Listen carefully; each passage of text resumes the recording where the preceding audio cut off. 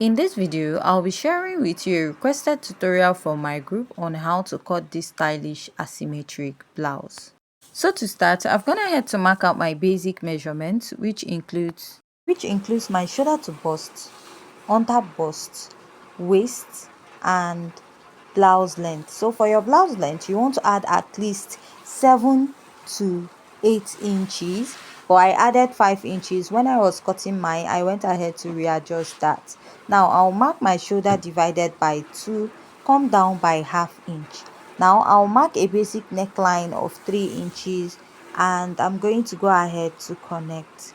Now after I'm done connecting, I'm going to find my chest line, which is my bust circumference divided by 6 plus 1.5 inches, and I'll draw out a straight line there. Now I'll mark back what I have on the shoulder, which is my shoulder divided by 2 on my chest line. Now make sure that what I have is equal. I'll place my ruler and I'll draw out a straight line. Now I'm going to place this, divide my armhole into 2 and mark half inch. Here I'm going to mark my bust circumference divided by 4.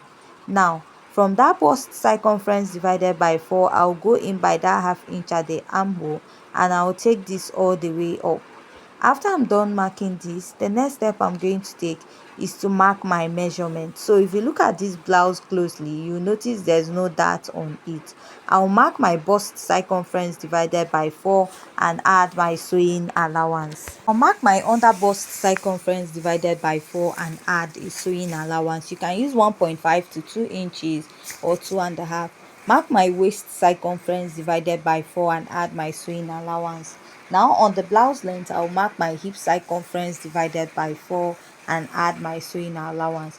So remember, on your actual blouse length, please go ahead to extend it up to 8 inches because of the asymmetric design at the lower part of this dress. Now I'll just go ahead to cut this out, and after cutting it out, we're going to go ahead to alter it to get the design we want.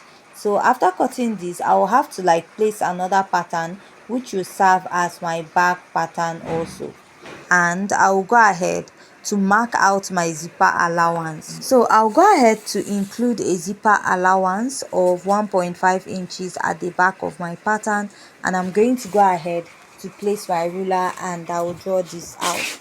After that, I'll just go ahead and trace out what I have around my pattern, and I'm going to now go ahead to alter my pattern. Now I'll go ahead to keep this aside, and I'm going to open up my pattern and draw out a straight line. So after I'm done marking that, I'm going to extend the waistline of my pattern.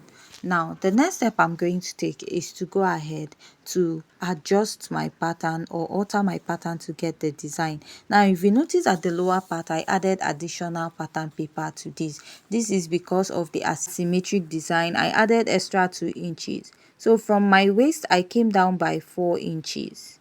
So from here, I'll go ahead to draw like a curve, and if you notice, the stylish effect or hemline is at one side. So if you notice, it's a bit longer, but for my pattern, I'm just using 7 inches away from my waistline. Now you can use at least 8 inches to make it a bit longer. Now from this point, I'm just going to go ahead to go up by or measure around 3.5 inches and go up a bit. Now I'll now connect it all the way down to around 4 inches. Now I'll just go ahead to connect this side. So after I'm done connecting here, I'm going to go ahead to come in by 2 inches from the shoulder part of my pattern, and I'm going to go ahead to draw a straight line.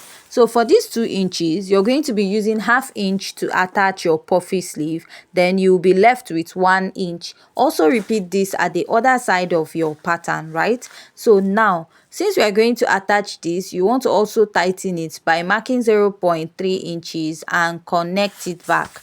Also repeat this at the other side of your pattern. Mark 0.3 inches and you're going to connect it back.